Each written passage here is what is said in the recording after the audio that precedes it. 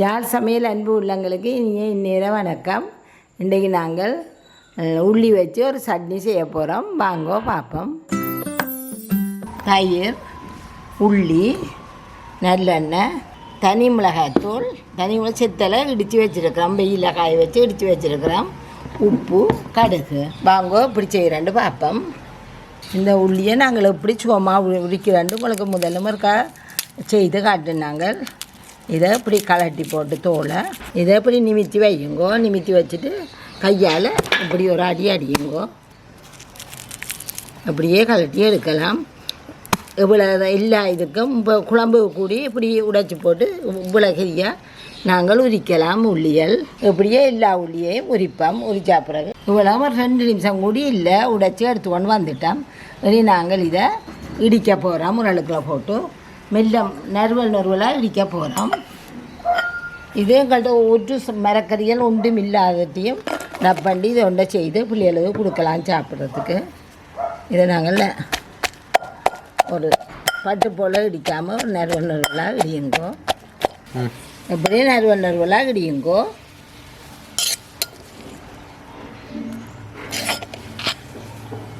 இதை நாங்கள் நல்லா ஒரு நறுவலாக இடித்து எடுத்துட்டோம்.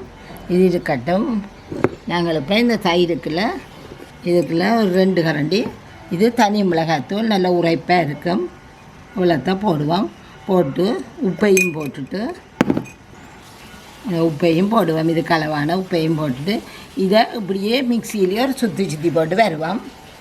இதை நாங்கள் தயிரும் மிளகாய்த்தூளும் தனி மிளகாய்த்தூளும் உப்பும் போட்டு அரைச்சி நாங்கள் ஒரு சுற்றி நாங்கள் சுற்றி போட்டு அதை எடுத்துட்டு பேர்ந்து மிக்சியை கழுவி அந்த தண்ணியையும் எடுத்து கொண்டுருக்கேன். இனி வாங்கோ இப்படி செய்கிறேன்னு பார்ப்போம். நல்லெண்ணெயும் கொஞ்சம் கூடவா விடுங்கோ. இது ஒரு 3 மேசம் கரண்டிக்கு கிட்டவா வரும். அடுப்பை பற்ற வைப்போம். எண்ணெய் கொதிச்சுட்டுது. இப்போ நாங்கள் இதில் ஒரு 1/2 கரண்டி கடுகு போட போகிறோம்.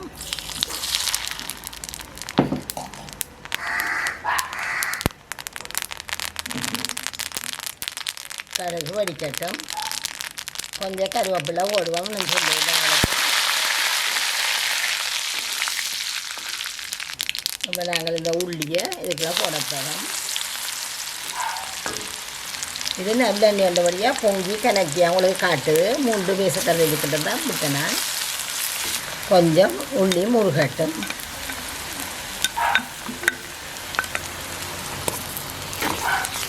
இப்படியே பார்த்து கிளறி விடுங்கோ. இன்னும் முருகையில் இன்னும் கொஞ்சம் முருகட்டும். இப்போ நிறம் மாறிக்கொண்டு வருது. இனி நாங்கள் இதுக்குள்ள இந்த தயிர் கலவையை ஊற்றுவோம்.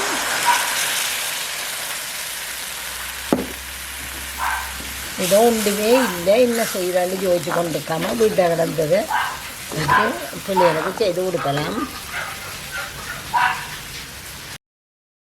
இப்போ இந்த நாங்கள் தயிரை ஊற்றின இதுக்குள்ள முதல்ல மிக்சி கப்பையும் கழுவி கொண்டு வந்தது இதுக்குள்ளே எடுத்து இதையும் கழுவி எல்லாத்தையும் சேர்த்து இதுக்குள்ள விடுவோம். நல்லா கிளாவிட்டு இதை கொஞ்ச நேரம் மூடி விடுவோம். இதுக்குள்ள நீங்கள் உப்பதுகளை இப்போ பாருங்கோ. இருக்கணும். இதை மூடி விடுங்கோ. மெல்லிய நெருப்பில் விட்டுட்டு மூடி விடுங்கோ. 5 நிமிஷம் ஆச்சு. ஒரு கத்துறந்து பார்த்துட்டு பேர்ந்து கிளறி போட்டு நல்லா கிளறி விடுவோம். கிளறி போட்டு திரும்பவும் மூடி விடுவோம். நல்லா கிளறிட்டு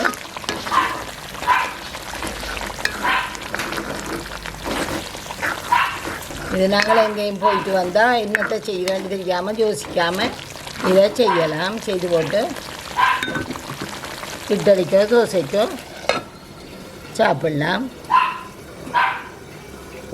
வீட்டில் ஒரு சாமானும் இல்லாட்டி இதே மாதிரி இன்னொரு 5 நிமிஷம் விட்டுட்டு இன்னொரு 5 நிமிஷம் செல்ல பார்ப்போம். திறந்து பார்ப்போம். இனி இதை இப்படியே ஒரு கிளறிட்டு நூது நிப்பாடு. நாங்கள் முதல் விட்டு என்ன பேருந்து எண்ணெயல் விட இல்லை. இது நாங்கள் முதல் விட்டது தான். நல்ல வடிவாக இருக்கா கிளறிட்டு இப்படியே மூடி விட போகிறோம். இது ஒரு வித்தியாசமாக இருக்கும். ஒவ்வொரு ருசியிலே இருக்க மாட்டேன். இப்போ நான் அடுப்பணி பாட்ட போகிறேன். திறக்காதிக்கும் நல்லா ஆறு மட்டும் விட்டுட்டு இப்போ வந்து திறந்து பார்ப்போம். வாங்கோ இப்போ திறந்து பார்ப்போம். நல்லா ஆறிட்டுது. இதுதான் இது. நாங்கள் வந்து இருக்கிற மேலதிகமான பொருள் சாதாரணமாக ஒரு கறிக்கு விடுற எண்ணெய் தான் விட்டுனான். போத்தலுக்குள்ள பார்த்திங்கன்னாலும் வித்தியாசம் தெரியும். கணக்கனான் விட இல்லை. 3 மேசக்கரண்டியை கிட்ட தான் விட்டுனான்.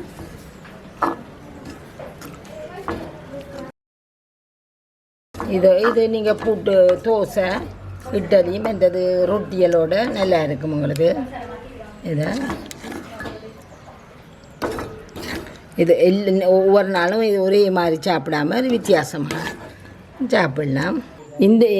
இந்த சட்னி வந்து தோசை இட்லிக்கு தான் அவசரமாக செய்வோம். ஆனால் இது அதிலும் பார்க்க பழஞ்சோறும் சுட சோறுக்கும் கூட ருசியாக இருக்கும். எப்படி செய்கிறாண்டு செய்து பாருங்கோ.